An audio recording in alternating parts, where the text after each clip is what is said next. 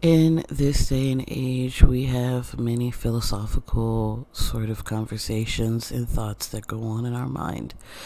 And we always want to debate the good, the bad, the ugly, the toxic, the nice, the sweet, and the oh my god, what am I doing? And today we are going to be doing just that. So, greetings and salutations, my lovely loonies. We will be having such a great philosophical debate going on for you all today. And it will be toxic people versus good people and their traits and what we all find within each and every one of them. So I just ask that you sit back, relax, and enjoy each question and the answers that come with. All right, and let's get started. Now, for today, we have five big questions. And the first question is: do you believe a good person can have toxic traits? First off, I'm going to let my friend Kirsty go ahead and give her answer first. Good people can most definitely have toxic traits. We all go through different life experiences. Most people have been through traumatic experiences. A lot of people inherit the negative side of those experiences. And I can agree with this a little bit, but I do believe my friend Sage explains it in a bit of a deeper manner. But before we get to hers, let's go ahead and have Roger's answer. Now, do I believe that good people can have toxic traits? Yes. Yes, I do. Toxic traits aren't inherently one side of the coin or the other. No matter how well you were raised, and no matter from what social class you come from, toxicity breeds in everyone. And everyone is going to have something in their life they're going to have to work on. If I use myself as an example, in my younger years, I was a fairly angry individual. Through the years, I've learned how to control that. Even though you have a toxic trait does not mean that you can't actively suppress it. But you just have to learn how to do it. And I can sort of agree with that. I was not a very angry kid, but I was a very sad and depressed one. And I did have a lot of things go on with me that I knew I needed to be able to not more or less suppress, but control. And I do believe that Miss Sage helps explain a little bit more on that, more than what Miss Kirsty and Mr. Roger just did. So, to again really answer your question, do I believe good people can have toxic traits? Yes, because every person has a bit of this sense of fluidity within them. Um, some people can be manipulative, but they're not inherently bad. They can give more than they can take, or their apologies aren't sincere. Maybe they don't really listen to you, or they just generally make you feel bad. Um, they can kind of be self-defeating. For me, I know my toxic trait is I am really self-defeating. So I can be moody, I can be angry, and I can just be like really intense. Um, I'm like trying to learn how to be passive aggressive. So for me, I like to think I'm an inherently good person. I like to think that I really care for others. But if you step over a line and you've pissed me off, here's where my toxic traits come out. And I don't want to be like overexpressed in a stressful situation and ultimately become harmful to another person because my actions are my own, my emotions are my own, but that's my toxic trait. But I like to think a good person. I really do care for people. I have a sense of empathy. So I don't think good or bad can really be outweighed in a person. I think it's very situational. This is sort of one of those yes, but questions. All of these questions. I think very nice and good people have the intention of being nice, but sometimes end up becoming passive aggressive because they don't know how to deal with confrontation and conflict and don't want to be judged by others and don't want to upset others. Um, at the same time, nice people are like any other human. They have needs and wants and frustrations, but they can mask it better than others, and because it's masked, their problems don't get solved and really their needs don't get met. So it's asking that question is, are those toxic traits? Are hiding your emotions toxic, even though this is a good person? So they might try to get their needs met in like a safe way, quote unquote safe, avoiding conflict and hard conversations.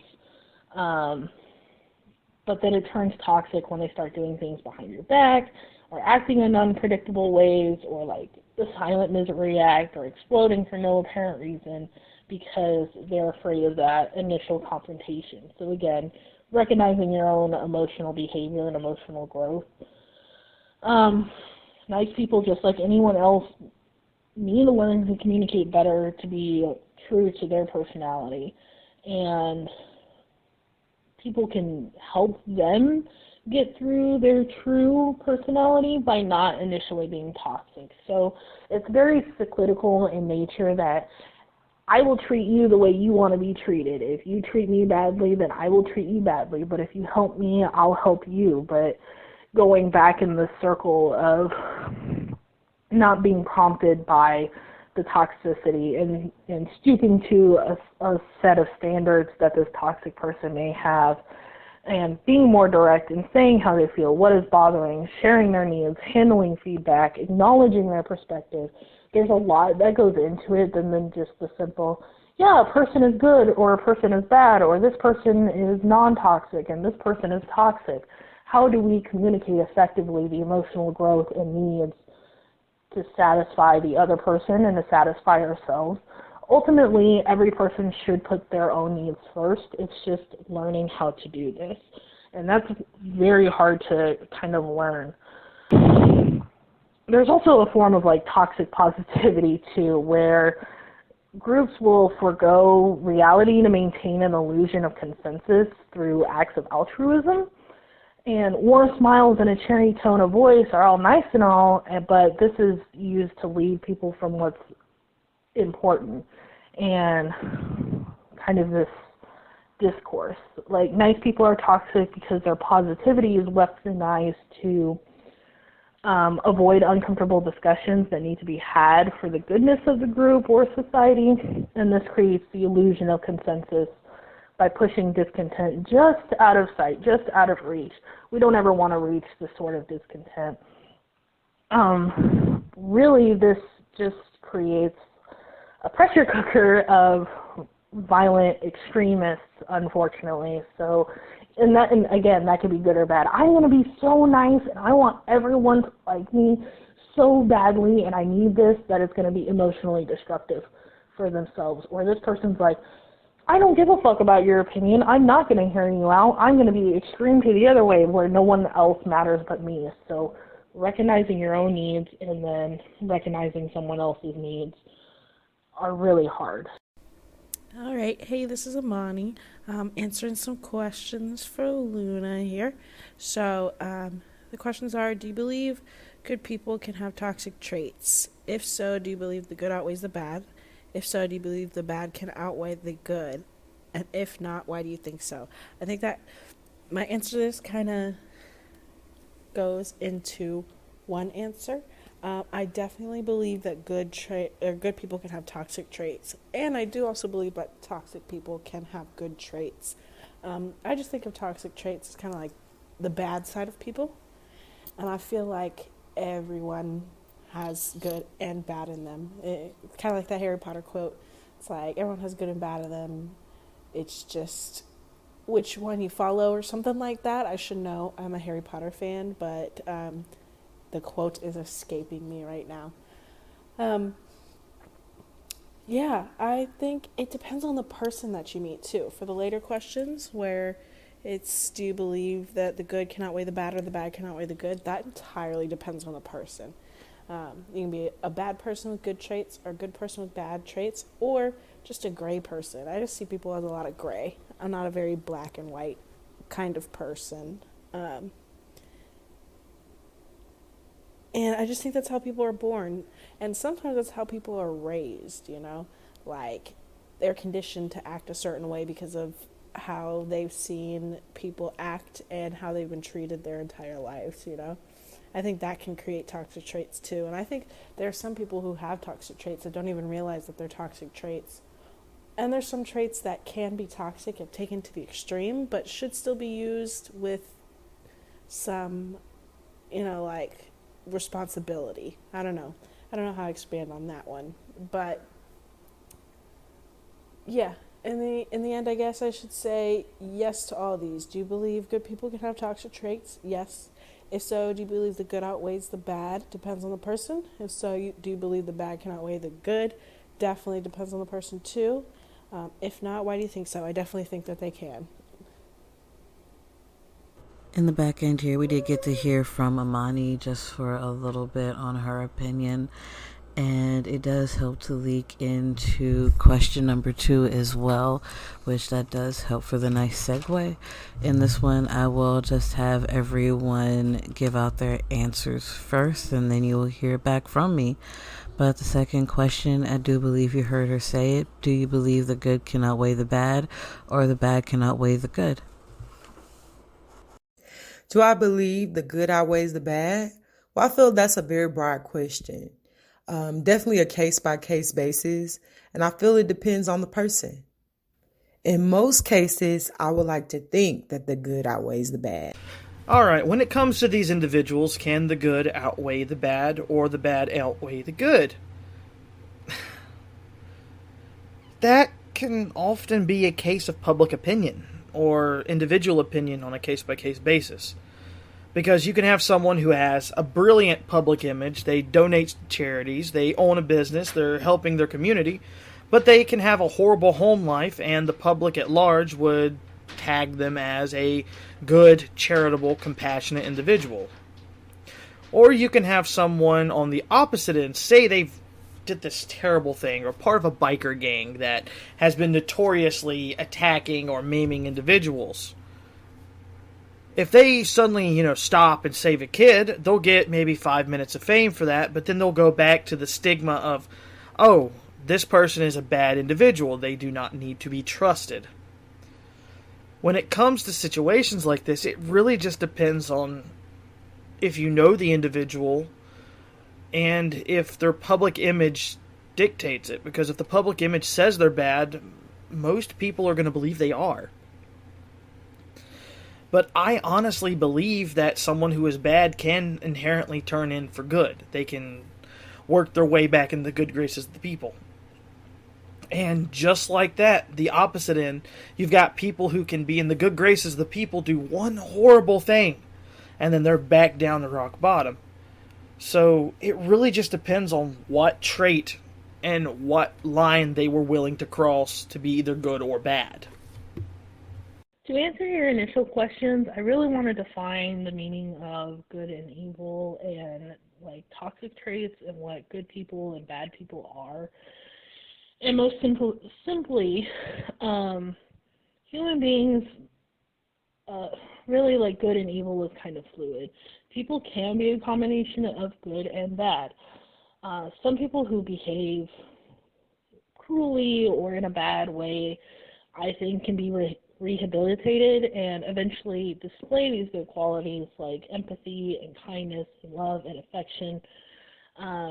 I think most bad behavior is really due to environmental factors, and that human nature is not inherently evil. It could be argued that when we're born, we're inherently selfish, but that's not the same as evil. You're a baby, you need food, and the only way to relay these things is by crying and being selfish so that you can further live. But I don't think that's necessarily has anything to do with toxic. I just want to clarify that people are good and people are bad, and they're kind of these two sets of things, and a little bit of both. So there's a really great quote from one of my favorite shows, if not my favorite show growing up, and that's Doctor Who. And it's Matt Smith who plays the 11th Doctor, and it always struck me as such a raw line. And the quote goes as such: "The way I see it, life is a pile of good things and bad things. The good things don't always soften the bad things, but vice versa, the bad things don't always spoil the good things or make them unimportant." And what this is saying is people are both good and bad. There's good traits in everyone, there's bad traits in everyone. even when you have someone who is maybe inherently a bad person due to environmental standards or, situations, good people will still actively try to see the good in other people, no matter how hard it is. I've had my own experiences growing up with my mother, who can be a really toxic person. Again, she's like really manipulative, and she has a lot of those qualities, but that doesn't mean she's really a bad person. She's just made like a lot of bad and poor choices due to her environmental factors. All right, and I cannot help but agree more with what everyone did say, and I can't help but also agree with the quote that Sage gave from her favorite TV show, Doctor Who, where the good doesn't always, cover up the bad, and the bad doesn't always outweigh the good in its own sense. And that is something that I feel we do have to think about and contemplate about in itself just a little bit. And also just wonder how we as a people do just inherently want good things and need for good things to happen. And so I do greatly appreciate just the extra foresight on that. But let's head over to our next question, and that is, do you believe that toxic people can have good traits? And do I think toxic people can have some good traits?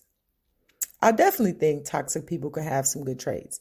I believe this personally because no one starts off toxic. Do I believe that people who are toxic can have good traits? Most definitely. The main reason being is I don't think any of us are without a redeeming quality. It may be something that you were born with and a line you never crossed. It may be something you cultivated over years, such as a moral code. But I've worked for a lot of companies and a lot of places. And we all have people around us that seem inherently toxic or angry or moody. In one example, we had this guy that I worked with. He worked closely with me and about 3 other individuals. He was always rude to us. He was always aggressive and angry. But anytime his wife and daughter would show up to pick him up, his eyes would light up as soon as he saw his daughter. And her eyes would light up as soon as she saw him. And they would just... It would be like the stress of the day melted away and he filled in being a dad. The toxic traits in him, I feel, were inhibited by the fact that he was working somewhere he didn't want to work, or he was getting time taken away from his daughter. Sometimes toxicity can be bred through an environment that you don't want to be in. And I honestly think that would be a perfect example for showing goodness in someone.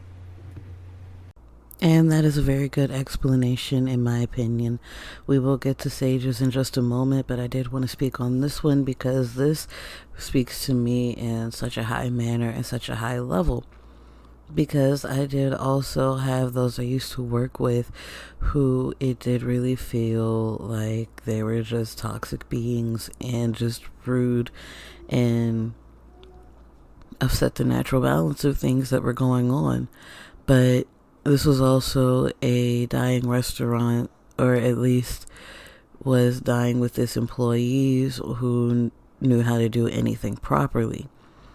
And so new managers were coming in to help sort of fix that and get the change that needed to be able to happen. And one of them, he was very strict and he was very by the book on a lot of things, but that didn't necessarily make him a bad or a toxic person.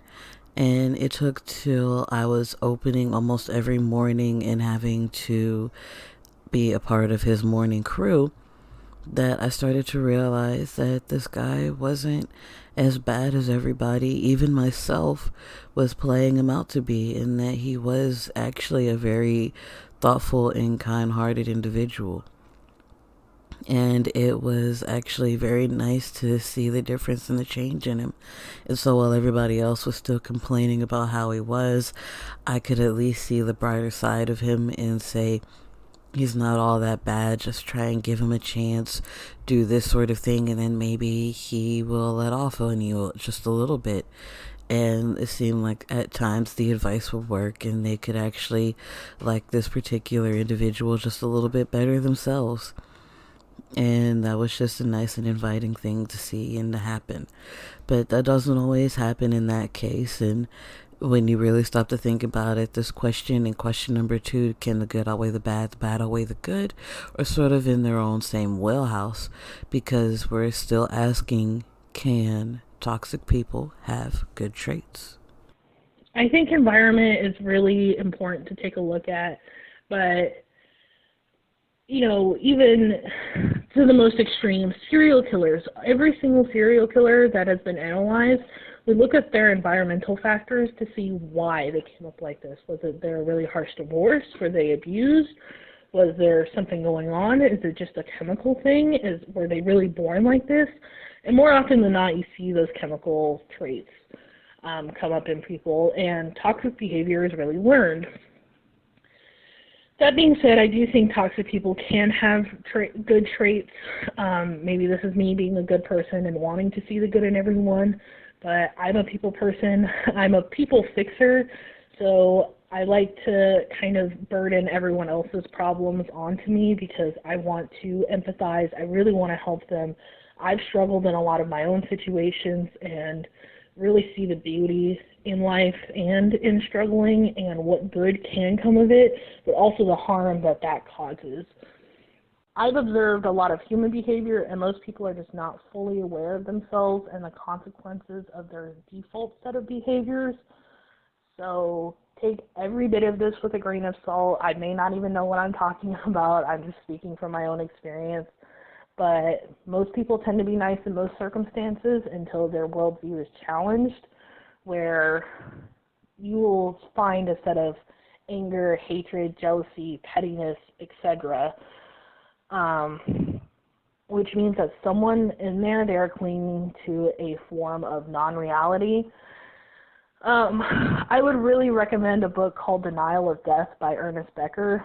It's really rare to find an open-minded person who fully appreciates the full range of human experience and sees their true personality, because we're all fragile and vulnerable creatures, and it's really important to recognize that. So all in all, people can be good, people can be bad. It's sort of this spectrum of fluidity and what ultimately we want to be as a person, and just recognizing our own emotional needs and other people's emotional needs to be a constructive member of society.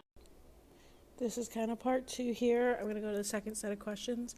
Also, do you believe toxic people can have good traits? If not, how come? Do you believe that good traits are potentially what people hang on to? If not, how come? This also kind of ties into what I said before. So, yeah, I definitely believe that toxic people can have good traits. They can pick up good traits from other people, and they might not be entirely toxic or entirely bad, Like, most people aren't aiming to be the worst person in your life. Most of the time, it's unintentional. And if you actually talk to people and see why they are the way they are, a lot of the times you can understand they are that way. It doesn't excuse their behavior. It's really up to you to what level of boundary you want to set and what exactly you'll take of toxic people.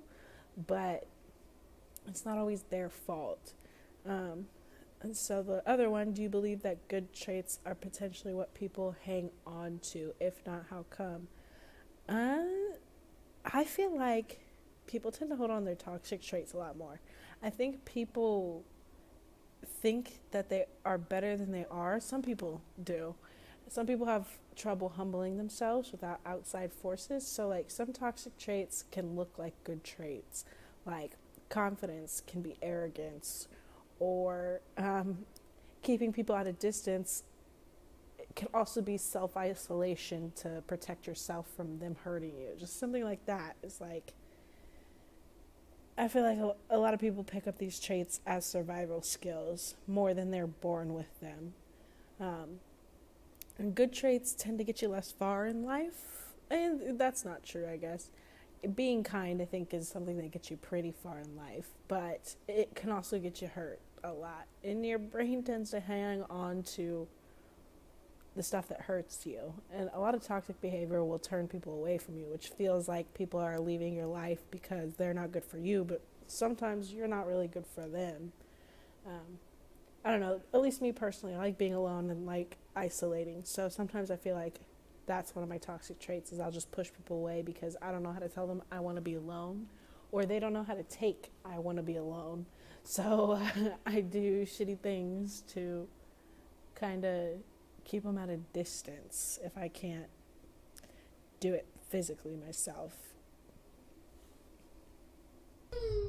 And this I agree with and I feel with quite a bit because I have had exes in the past that weren't inherently good people. Most would say they did have quite a few toxic traits to the point of being considered toxic people. Sorry, my son has just woken up from his nap.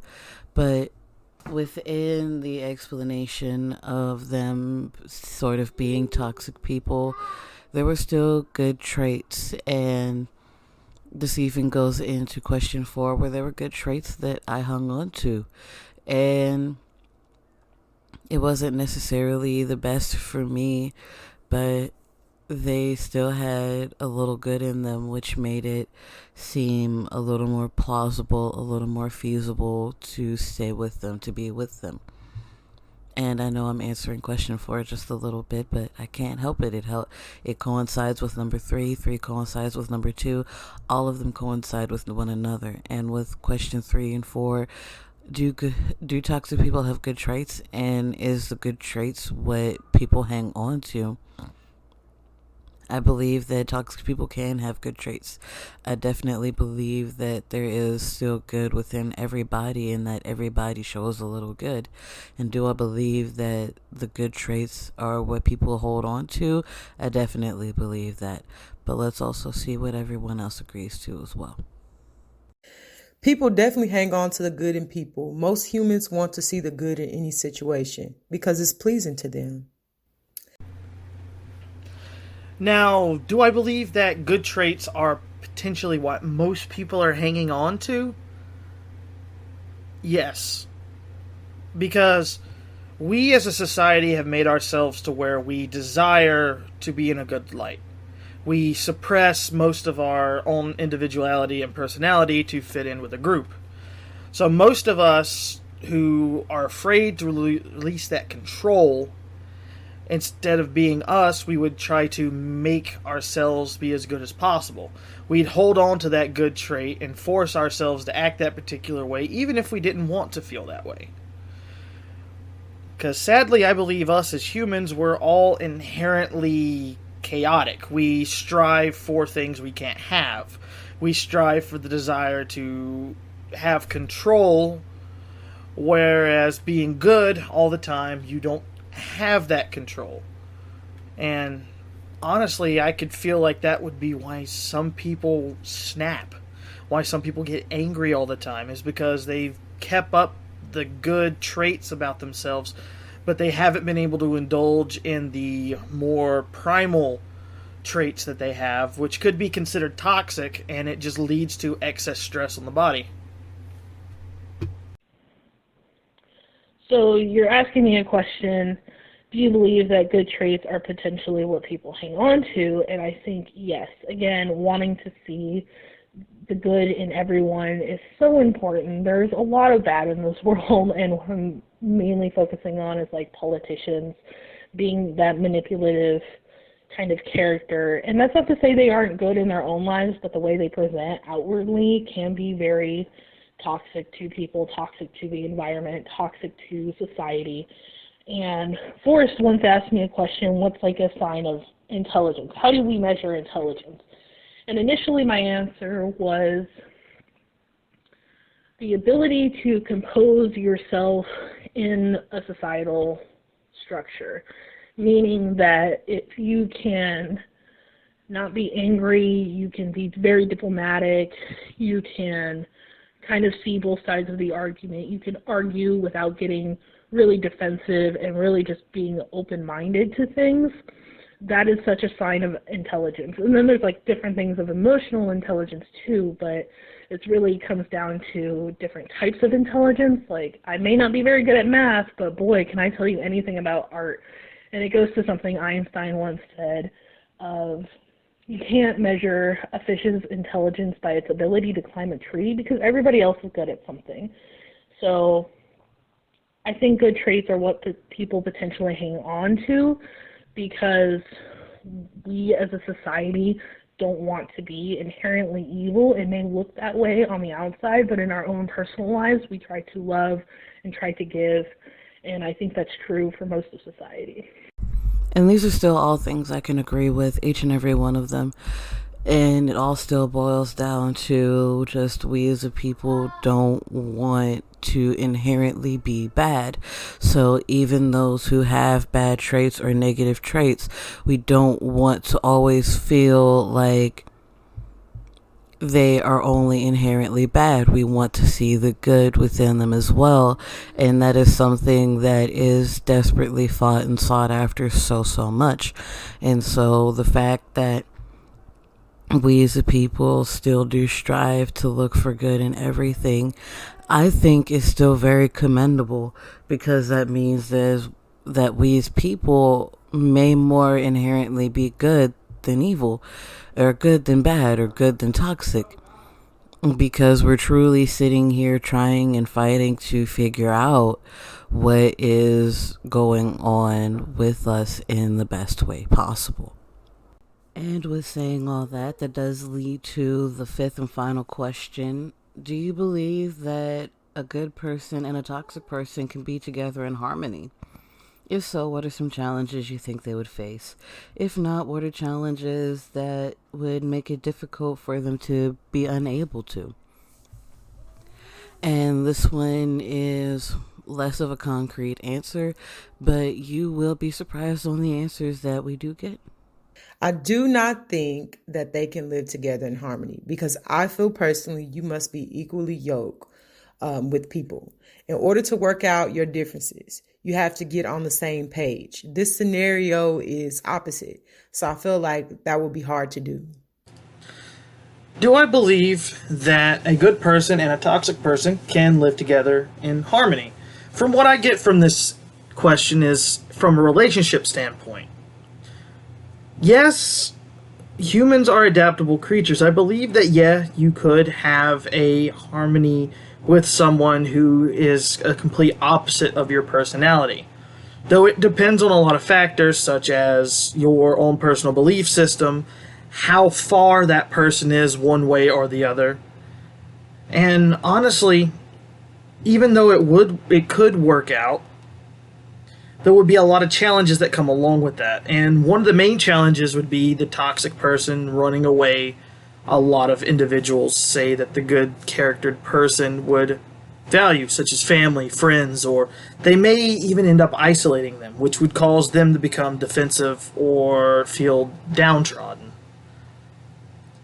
Now, another challenge they would have to face is, say, the toxic individual having an issue with the good charactered individual doing small-scale things like being nice to people or dragging them to public events or doing anything that would drive that individual mad because it's not something they would normally do. And honestly, one of the main challenges that would make it difficult for them is their interpersonal communication. Because you'll have someone who is constantly aggressive or belligerent, and you'd have another person who is calm and even-minded. Though not all good-tempered individuals are even-minded. But that would end up causing them to have relationship struggles from the get-go, and that's why I believe that short-term it would last, but long-term there would have to be more effort on the individual's part. So if they make it work the short term and they wish to have a long-term relationship, they would have to address a lot of these issues with the differences between their personality. And honestly, they would have to help each other change for the better, not for the worse. So yes, I do believe that they could make it work. It would just be difficult once they make it past that initial honeymoon stage in the relationship. I think that Well, the question here is, do you believe that a good person and a toxic person can be together and in harmony? And I think it can, but there comes a line of emotional growth, right? People can be stuck in the mud, they can climb down that staircase, or they can ask for help. You can't expect to help someone without them asking for it, because if they don't want it, they're going to be very standoffish. Again, that's just from personal experience.